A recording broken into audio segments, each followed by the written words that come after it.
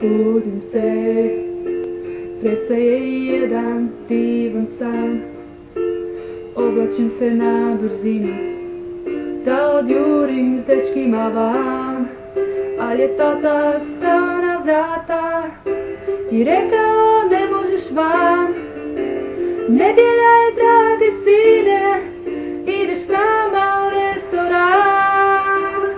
Kad sam je vidio u restoranu, promijenilo se sve. Nisam više mislio na hranu, nego kako doći do nje. Pokušao sam stari trik, kao možete mi dodati sol. Srećom tata je bio frik i rekao sjedni s nama za stol. Ti si moja prva ljubav, ovu pjesmu tebi pjevam ja. Cijelom si me smotala, zaludila i više ne znam koliko je 2 i 2. Ti si moja prva ljubav, ti to dobro znaš. Ti si moja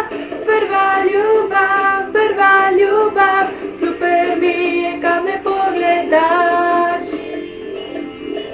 Znam da izgleda ko čudna priča, ali tako bilo je.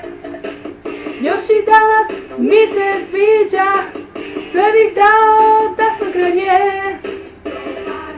Dobar bio mi je onaj trik, kad sjeo sam sama za stol. Ti postala si glavni lik mojih priča i pjesama sto. Ti si moja prva ljubav, ovu pjesmu tebi pjevam ja. Cijelog si me smotala, zaludila i više ne znam koliko je 2 i 2. Ti si moja prva ljubav,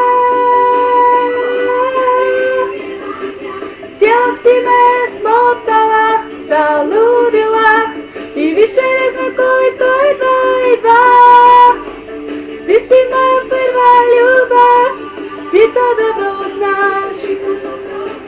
Ti si moja prva ljubav, super mi je da me pogledaš. Ti si moja prva ljubav, super mi je kad me pogledaš.